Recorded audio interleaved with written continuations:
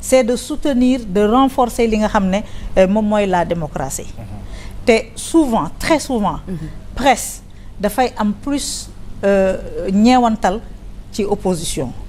boobu nangu nañu yéen a ngi def seen liggéey normal. waaw li ngeen di def léegi la leen arrangé wu. non mais avant conflit bi ça ne date pas de bi ñu ñëwee ci nguur gi de. c'est-à-dire même à l'époque c'était très tendu de mais nag dañ daan ñëw. mais dañ daan ñëw dafa am ay médias yu ñu catégoriser woon.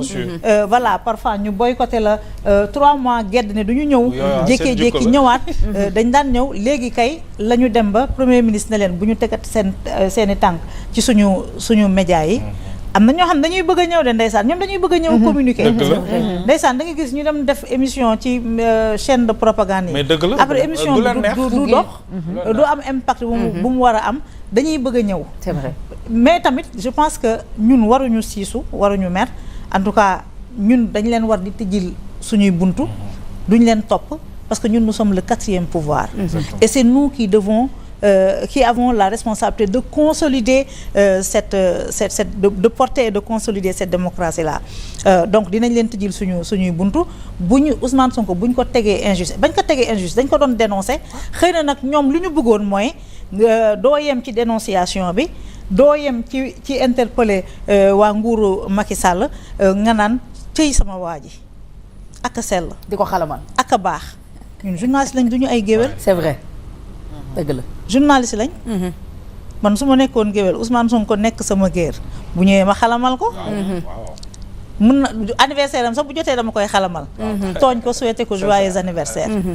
te tey bu ñu weesuwul tey malgré li ñu Ousmane Sonko teg yëpp avec sa circulaire de mai 2024 du tere bu waree conférence de presse dinañ def suñu liggéey bu bëggee ñu jox ko parole dinañ ko jox parole bu ñu ay ñoñam bu ñu bëggee ñu jox leen parole dinañ leen jox parole parce que man dama gëm équilibre de l'information man gëwuma média boo xam ne da ngay tirer fenn nga tirer sur le pouvoir wala nga nekk nga tirer pour le pouvoir wala nga nekk avec le pouvoir man dama gëm équilibre de l'information loolu dafa nekk suñu ADN ñun 7TV parce que 7TV ñu bari ils sont issus des rangs de Canal Info et c'est quelqu'un comme Vieux Aïdara chaque jour équilibre de l'information da ci daan créer ay crise ay sanctions ay coow quand l'information tend d'un côté et te loolu mooy li war nañ leen jox kàddu man de bu ñu ñëwee ma jox leen kàddu bu ñu boycotté wul non même bu ñu boycotté man du ma même boo géddee du ma la mere et ñoom dañoo war a rendre compte que ce boycott là est inopérant gis nga liñ doon xeeb bi ñuy doog a ñëw ñu naan bu leen ñenn ñi di leen naan bu leen juyoog presse bi ñu naan presse bi mënaluñu dara nous on était dans l'opposition on avait les réseaux sociaux et on est arrivé au pouvoir waaw boo nekkee ci conquête pouvoir réseaux sociaux yomb na mais boo ñëwee gérer pouvoir pour vulgariser tes actions tu as besoin du support des médias traditionnels tu as besoin de professionnels de l'information et de la communication te bu fekkee ne gouvernement nga bëgg a vulgariser l'action de ton gouvernement da nga war a wax ak ñëpp parce que am ñi seetaan Sen TV xëy na duñu seetaan RTS audience yi bokkul émission yi am na ñoo xam ne émission boo ñëwee ci émission bii dinañ la seetaan mais boo demee ci beneen émission xëy na duñ la seetaan donc da nga war a wax ak ñëpp parce que ñàkk a wax ak ñëpp bi conflit bi avec la presse ñun ñu tëjil suñuy antenne l'opposition les activistes ak ñi nga xam ne ils ont des choses à dire sur la marche du pays da nga koy xeeb mais dafa mel ni ngay siroter un verre petit à petit ça s'installe dans la tête des Sénégalais.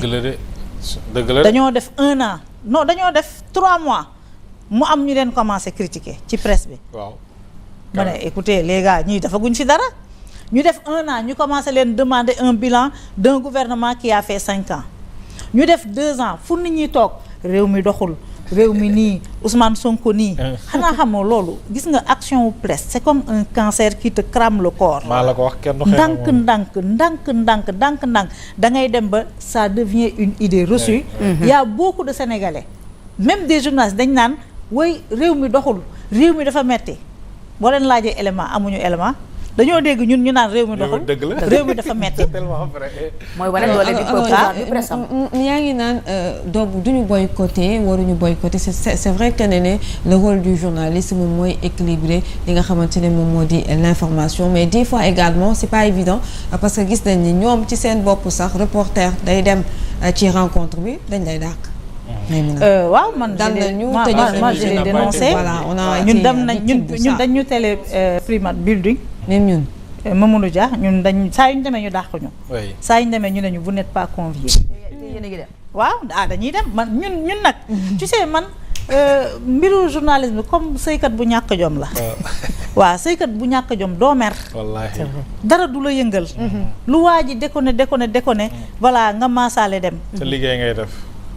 parfois bi moo tax. voilà parfois ñenn sama journaliste yi mer non kii ma ne non. bul gedd. man du ma gedd. sama liggéey laay def. J'ai besoin de parler à tous les Sénégalais. te mënuma di wax ak Sénégalais yëpp te duma bëgg a Sénégalais yëpp seetaan. te du ma jox sénégalais yi nga xam ne tey ñoom ñoo yor lenge gi. ba ñu yorulee lenge bi tamit nekkoon de redoutables débatteurs. Moi j'avais beaucoup de plaisir à inviter des gens de Pastef. parce que da nga daan am contenu. Ah oui. Ce que Ousmane Sonko a réussi et ce que Pastef a réussi c'est d'avoir eu une brochette de 20 cadres yoo xam ne koo ci jël le débat il est passionnant. Beaucoup de partis politiques à l'époque dañ doon ñenn dañ lay wax naan oui may mun a man il faut nga jëlee ma sama cadre yi man nag mënuma jël sa cadre yi parce que yow à part yow sa parti à part yow. xamuñu ñeneen voilà xamuñu ñeneen ñi. et je leur disais souvent ñu ne ma woy da ngay jël tel à Pastef ma ne mais du benn. y a de la ma ne ko matière. da ngeen di da ngeen di recruter des cadres.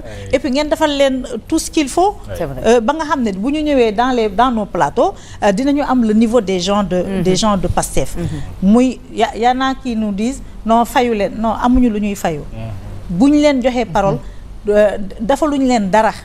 ñun on est dans notre rôle. ak lu nguur gi décision yu nguur gi mënta jël mu metti ci ñun directeur général wala ministre. loo mënta jël comme décision leen de laalu dafa du ma la defal communication. Ah oui. mais quand tu parles de sujet d'intérêt général. man dañ lay jël maintenant ñoom ils ont choisi le boycott j'espère que avec cette nouvelle donne là. Merci beaucoup. Avec cette nouvelle approche là. Oui. dinañu xoolaat. et les gens ne leur en voudront pas. boycott yi oui. xam nga directeur général bu ñëw voilà dagg say convention fayu la sa xaalis. roccee ko dem di yëkkati xaas di ko jox ñeneen man duma la communiquer waaye boo bëggee ma invité la. C'est ça. ah ok mais est-ce que Merci. def ngeen ay jéego aussi pour rencontrer le président de la République durant ces 2 ans yi nga xam ne moom lañ fi def. on a fait 3 demandes d'audience adressées ko au président de la République balaa sax président di recevoir les jeunes reporters ñun suñu demande d'audience duggoon na. Maintenant le président il estime que on est parti du mauvais côté. Pour man c'est positif. Il faut avoir une lecture positive de cette question-là. Dinañu waxtaan ak moom et puis il faut arrêter de tirer sur Aliou Sall sinon mën nañu ko tegalaat. ah waaw. alors Fama